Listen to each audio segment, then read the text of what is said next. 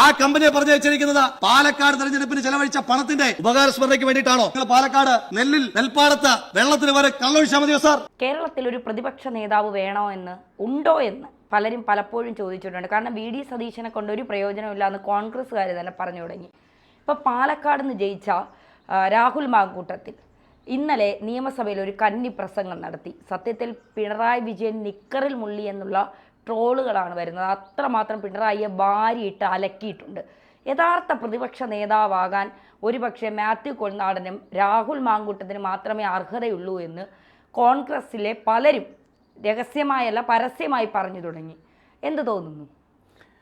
അല്ല, കോൺഗ്രസ് അതിൻ്റെ യഥാർത്ഥത്തിലുള്ള രാഷ്ട്രീയത്തെ പുറത്തു കൊണ്ടുവരാൻ പറ്റുന്ന രീതിയിൽ പ്രവർത്തിച്ചെങ്കിൽ മാത്രമാണ് അവർക്ക് ശരിയായിട്ടുള്ള രീതിയിൽ പ്രതിപക്ഷമായിട്ട് പ്രവർത്തിക്കാൻ പറ്റുള്ളൂ. പക്ഷേ ഇവിടെ പ്രശ്നം എന്താണെന്ന് വെച്ചാൽ പലപ്പോഴും പ്രതിപക്ഷത്തിൻ്റെ റോള് നിർവഹിക്കാനായിട്ട് കോൺഗ്രസ് പ്രാപ്തമാകുന്നുണ്ടെന്ന് ചോദിച്ചാൽ ഇല്ല. അതുകൊണ്ടാണ് കോൺഗ്രസ്സുകാർ തന്നെ ഭയങ്കര പ്രശ്നം ഉണ്ടാക്കിക്കൊണ്ടിരിക്കുന്നത്. ഒരാൾ പ്രതിപക്ഷ നേതാവായതിൻ്റെ പേരിൽ അദ്ദേഹം പ്രതിപക്ഷത്തെ ശക്തിപ്പെടുത്തുമെന്ന് നമ്മൾ വിശ്വസിക്കേണ്ട കാര്യമില്ല. പക്ഷേ സ്വാഭാവികമായിട്ടും വി ഡി സതീശൻ വളരെ നന്നായിട്ട് കാര്യങ്ങൾ പഠിച്ച് നിയമസഭയിൽ അവതരിപ്പിക്കുന്ന ഒരാളായിട്ടാണ് വിലയിരുത്തപ്പെടുന്നത്. പക്ഷേ രാഷ്ട്രീയ പ്രവർത്തനം എന്ന് പറയുന്നത് പ്രസംഗം കൊണ്ട് മാത്രം പൂർത്തീകരിക്കുന്നതല്ല.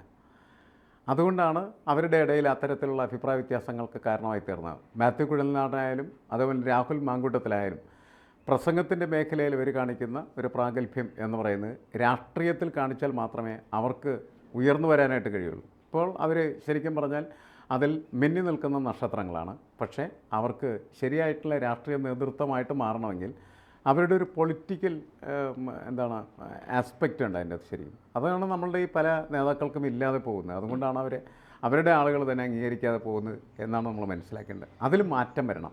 അതിൽ മാറ്റം വന്നില്ലെങ്കിൽ പ്രശ്നമാണ്. എന്തായാലും കഴിഞ്ഞ ദിവസത്തെ നിയമസഭയിലെ രാഹുൽ മാങ്കൂട്ടത്തിൻ്റെ അദ്ദേഹത്തിൻ്റെ ഒരു പെർഫോമൻസ് എന്ന് പറയുന്നത് കോൺഗ്രസ്സുകാർക്ക് വളരെ നന്നായിട്ട് ഇഷ്ടപ്പെട്ട് കഴിഞ്ഞിരിക്കുന്നു എന്നാണ് നമ്മൾ മനസ്സിലാക്കേണ്ടത്. പൊതുവേ പിണറായി വിജയനെതിരായിട്ട് ചിന്തിക്കുന്ന മുഴുവൻ ആളുകളെയും ആഹ്ലാദിപ്പിച്ചൊരു പ്രസംഗമായിട്ട് നമുക്ക് അതിനെ കണക്കാക്കാം. പൊതുവെ പ്രതിപക്ഷത്തെ ഈ സംസാരിക്കുന്ന ആളുകളോട് പിണറായിക്ക് കലിപ്പാണ്. മിണ്ടാതെ ഇരുന്നിട്ട് എണീച്ച് പോകുന്നവരോടാണ് പിണറായിക്ക് താല്പര്യം കൂടുതൽ. നമുക്കൊരു പ്രതിപക്ഷ നേതാവ് VS അച്യുതാനന്ദൻ ഒരു മികച്ച പ്രതിപക്ഷ നേതാവെന്ന് പറയാതിരിക്കാൻ കഴിയില്ല.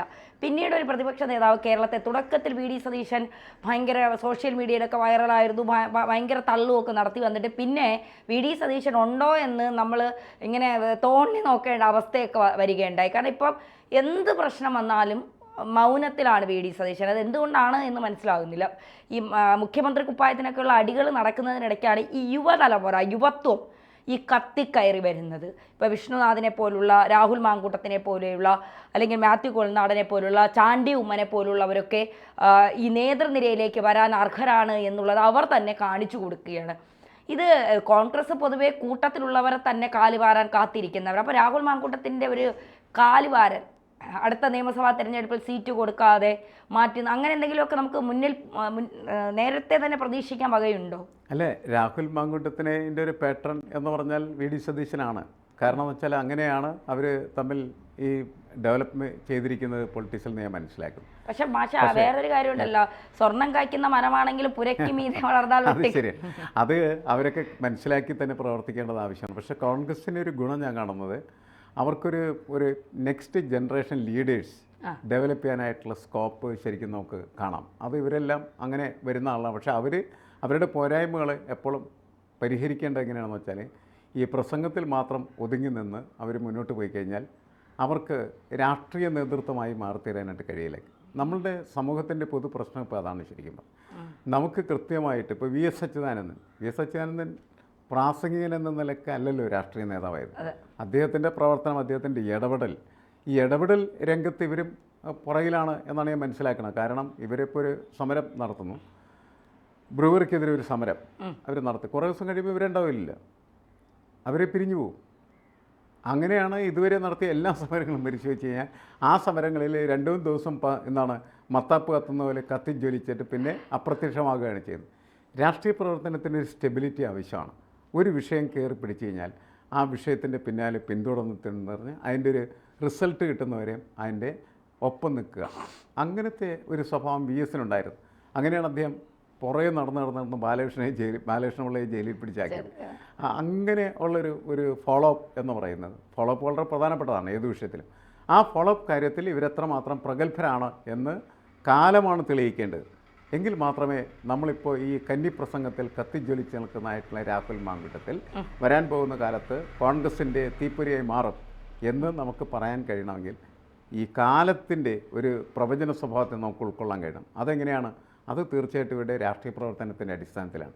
ഇപ്പോൾ AKG എങ്ങനെയാണ് കേരളത്തിൽ വലിയൊരു രാഷ്ട്രീയ നേതാവായി വന്നതെന്ന് ചോദിച്ചാൽ, നിരന്തരമായിട്ട് മനുഷ്യർക്ക് ആവശ്യമുള്ളതായിട്ടുള്ള പ്രശ്നങ്ങൾ ഇടപെട്ട് അതിനൊപ്പം നിന്ന് ആ പ്രശ്നങ്ങൾ പരിഹരിക്കുന്നതിന് വേണ്ടിയിട്ടുള്ള പോരാട്ടങ്ങൾ നടത്തിയിട്ടാണ്. അതാണ് രാഷ്ട്രീയ നേതാവിൻ്റെ രാഷ്ട്രീയ പക്വതയും രാഷ്ട്രീയമായിട്ടുള്ള കാലിബറും എന്നത്. ഈ രാഷ്ട്രീയ കാലിബർ കാണിക്കാത്തതിൻ്റെ പേരിലാണ് ഇവർ VD സതീശനൊക്കെ പല സമയത്ത് പ്രശ്നത്തിലാവുന്നതെന്നാണ് എനിക്ക് തോന്നുന്നത്. അപ്പോൾ VD സതീശൻ തന്നെ വളർത്തിക്കൊണ്ടുവന്ന രാഹുൽ മാങ്കൂട്ടത്തിൽ ഒരുപക്ഷെ VD സതീശനും ഭാര്യയായി തീരും എന്ന് ചിലപ്പോൾ അയാൾക്ക് തോന്നാൻ സാധ്യതയുണ്ടെന്നാണ് എനിക്ക് തോന്നുന്നത്. ഈ ഇത്തരം ആളുകളെ ഈ കന്നിപ്രസംഗത്തിൽ തന്നെ ഇപ്പോൾ വൈറലായി മാറിയിരിക്കുകയാണ്, അല്ലെങ്കിൽ കന്നിപ്രസംഗം കൊണ്ട് തന്നെ പോരാളിയായി മാറിയിരിക്കുകയാണ് രാഹുൽ മാങ്കൂട്ടത്തിൽ എന്ന് പറയുന്നത്. ഇനി അടുത്ത തവണയും CPM ആണ് വരുന്നതെങ്കിൽ തീർച്ചയായിട്ടും പ്രതിപക്ഷ നേതാവ് സ്ഥാനത്തേക്ക് ഇരിക്കാൻ അർഹതയുള്ള കുറച്ച് നേതാക്കന്മാരിൽ ഒരാൾ തന്നെയാണ് ഈ രാഹുൽ മാങ്കൂട്ടത്തിൽ എന്ന് പറയുന്നത്. അപ്പോൾ രാഹുൽ മാങ്കൂട്ടത്തിൻ്റെ ഒരു രാഷ്ട്രീയ ഭാവി ഇനി എങ്ങനെയായിരിക്കും? കാരണം ഈ വളർന്നു വരുന്നവരെയൊക്കെ വെട്ടിവീഴ്ത്തുക എന്നുള്ളത് CPM-നെ പോലെ തന്നെ കോൺഗ്രസിൻ്റെയും ഒരു രീതിയാണ്. അപ്പോൾ അതുപോലെയുള്ള വെട്ടിവീഴ്ത്തലുകൾ ഈ ശബരിനാഥിനെയും വിഷ്ണുനാഥിനെയും ഈ ചാണ്ടിയുമ്മനോടൊന്നും ഇപ്പോൾ വലിയ മതിപ്പൊന്നുമില്ല, അങ്ങനെ വെട്ടിവീഴ്ത്തലുകൾ ഉണ്ടാകുമോ? അല്ല, വെട്ടുവീഴ്ത്തലുകൾക്കുള്ള എല്ലാ സാധ്യതകളും എപ്പോഴും നിലവിലുണ്ട്. കാരണം രാഷ്ട്രീയത്തിൻ്റെ ആത്യന്തികമായ ലക്ഷ്യം എന്ന് പറയുന്നത് നാട് നന്നാക്കലല്ല. ആത്യന്തികമായിട്ടുള്ള അതിൻ്റെ ലക്ഷ്യം എന്ന് പറഞ്ഞാൽ അധികാരമാണ്. ആ അധികാരത്തിലേക്ക് ഒരു നേതാവ് നടന്നു നീങ്ങുമ്പോൾ അദ്ദേഹത്തെ വെട്ടാൻ നിൽക്കുന്ന ഒരുത്തനാണ് എന്ന് തോന്നിയാൽ അവൻ്റെ കാലുവെട്ടി കളയുന്ന നേതാവ്. അങ്ങനെയാണ് പല നേതാക്കന്മാരും എന്ത് ചെയ്യുന്നത്, എത്തുന്നില്ല. ഇപ്പോൾ ശബരിനാഥ് ഇപ്പോൾ അങ്ങനെ ജ്വലിക്കുന്നില്ല അല്ലേ, വിഷ്ണുനാഥ് ഇല്ല. മാത്യു കുഴൽനാടനിൽ പോലും ഈ എക്സാലോജിക്ക് വന്നാൽ മാത്രമാണ് ഒരു പൂത്തിരി ഉണ്ടാവണം, അല്ലെങ്കിൽ ഒന്നുമില്ലാത്ത ഒരു സ്ഥിതിയിൽ കിടക്കുകയാണ് ചെയ്യുന്നത്. ഇതാണ് പ്രശ്നം. ശരിക്കും എന്താണെന്ന് വെച്ചാൽ നിരന്തരമായിട്ട് എല്ലാ വിഷയത്തിലും അവർ ഇടപെടുക എന്നുള്ളതാണ്. അപ്പോൾ എക്സാലോജിക്കിൻ്റെ കേസ് ഉയർന്നു വന്ന സമയത്താണ് ഇങ്ങനെ ഒരു നേതാവ് മാത്യു കുഴൽനാടൻ ഉണ്ട് എന്ന് കേരളം അറിഞ്ഞിരുന്നത് എന്നുള്ള കാര്യം മനസ്സിലാക്കുക. എല്ലാ വിഷയത്തിലും ഇടപെടാൻ ഇവർക്ക് സ്പേസ് സാധാരണ ഇതിലേക്ക് കിട്ടില്ല. പ്രതിപക്ഷ നേതാവിന് അത് കിട്ടും. പ്രതിപക്ഷ നേതാവിന്, കാരണം എല്ലാത്തിലും ഇടപെടേണ്ട ആരാണ്? പ്രതിപക്ഷ നേതാവാണ്. അപ്പോൾ അതിന് അദ്ദേഹത്തിന് സ്പേസ് കിട്ടും. ആ സ്പേസ് പക്ഷേ അദ്ദേഹത്തിൻ്റെ താഴെ നിൽക്കുന്നതായിട്ടുള്ള കുഞ്ഞന്മാർക്ക് കിട്ടില്ല എന്നുള്ളതാണ് പ്രശ്നം. അതുകൊണ്ട് ചില സമയത്ത് മാത്രമാണ് ഇവർ വലിയ രീതിയിൽ പ്രശോഭിക്കുന്നത്. മറ്റു സമയങ്ങളിലേക്ക് ഇവർ മങ്ങിപ്പോവും. അങ്ങനെ മങ്ങിപ്പോകട്ടെ എന്ന് കരുതുന്ന സ്വഭാവ സവിശേഷത എല്ലാ പാർട്ടികൾക്കുണ്ട്. കോൺഗ്രസ്സിലേത് വളരെ കൂടുതലാണ്. കാരണം ഒരുത്തനിങ്ങനെ നീങ്ങുമ്പോൾ ബാക്കി എല്ലാവരും കൂടി അവൻ്റെ കാലെ പിടിച്ചിട്ട് അവനെ താഴത്തേക്കിടാനുള്ള ശ്രമം നടക്കണം. ഈ കന്നിപ്രസംഗത്തിൽ ഏറ്റവും കൂടുതൽ രാഹുൽ മാങ്കൂട്ടത്തിൽ ഉന്നയിച്ചത് നെൽകൃഷിക്ക് വെള്ളമാണ് വേണ്ടത്, നിങ്ങൾ കള്ള് കൊടുക്കുമോ എന്നാണ് ചോദിക്കുന്നത്. അപ്പോൾ ഇത്തരം കാര്യങ്ങൾ ഈ ഓയാസിസിന് ഇപ്പോൾ കരാറ് കൊടുത്തത് പിന്നെ CPM-നെ സരിനെ സഹായിക്കാൻ അല്ലെങ്കിൽ സരിനെ തിരഞ്ഞെടുപ്പിന് ഫണ്ട് ഇറക്കിയത് കൊണ്ടാണെന്നൊക്കെ പറഞ്ഞ് രാഹുൽ മാങ്കൂട്ടത്തിൽ പറയുന്നുണ്ട്. അപ്പോൾ ഇതൊക്കെ CPM-നെ വലിയ രീതിയിൽ ബാധിക്കാൻ സാധ്യത ഉള്ളതുകൊണ്ട് ഇനി CPM-ന്റെ ഭാഗത്തു നിന്നുള്ളൊരു നീക്കം എങ്ങനെയായിരിക്കും? അല്ല, ഇത് ബാധിക്കുന്നത് എങ്ങനെയാണെന്ന് വെച്ചാൽ അതിന് തെളിവ് ഹാജരാക്കണം. പ്രസംഗമല്ല തെളിവെന്ന് പറയുന്നത്. അപ്പോൾ പ്രസംഗത്തിന് പകരമായിട്ട് തെളിവ് ഹാജരാക്കി കൃത്യമായിട്ട് ഈ പ്രശ്നത്തിൽ വലിയ അഴിമതിയുണ്ട് എന്ന് സ്ഥാപിച്ചെടുക്കാനായിട്ട് രാഹുൽ മാങ്കൂട്ടത്തിന് കഴിഞ്ഞാൽ അദ്ദേഹത്തിന് ഒരു ലീഡറായിട്ട് ഉയരാനായിട്ട് കഴിയും. അതല്ലാതെ പ്രസംഗിച്ചിട്ട് എന്താ കാര്യം? വെള്ളത്തിന് വരെ നിങ്ങൾ കള്ളു കൊടുക്കുമെന്ന് ചോദിക്കുന്നത് കയ്യടിക്ക് വേണ്ടിയുള്ളൊരു പ്രസംഗം മാത്രമാണ് മാറിത്തരുന്നത്. യഥാർത്ഥത്തിൽ ബ്രൂവറി അവിടെ സ്ഥാപിക്കുന്ന സമയത്ത് അതിൻ്റെ പിന്നിൽ എന്തുമാത്രം അഴിമതിയുണ്ട്, എങ്ങനെയാണ് ആ അഴിമതി നിർവഹിക്കപ്പെടുന്നത്, എന്തെല്ലാമാണ് അതിൻ്റെ തെളിവുകൾ, അതിൻ്റെ രേഖകൾ, അത് കൃത്യമായിട്ട് ഹാജരാക്കാനായിട്ട് മാങ്കൂട്ടത്തിലും കഴിയുമോ എന്നുള്ളതാണ് മാങ്കൂട്ടം നേരിടുന്ന പ്രധാനപ്പെട്ട വെല്ലുവിളി. പ്രസംഗം കൊള്ളാം, പക്ഷേ കാമ്പൊന്നുമില്ല എങ്കിൽ സ്വാഭാവികമായിട്ടും അവർ താഴേക്ക് തന്നെ പോകാനുള്ള സാധ്യതയുള്ളൂ. ഇപ്പോൾ കൈയടിക്കാൻ ആളുണ്ടാവും. കുറേ കഴിയുമ്പോൾ നമ്മൾ പറഞ്ഞ മറ്റു നേതാക്കന്മാരുടെ പോലെ അങ്ങനെ അവരിങ്ങനെ മങ്ങി നിൽക്കുന്നതാണ്.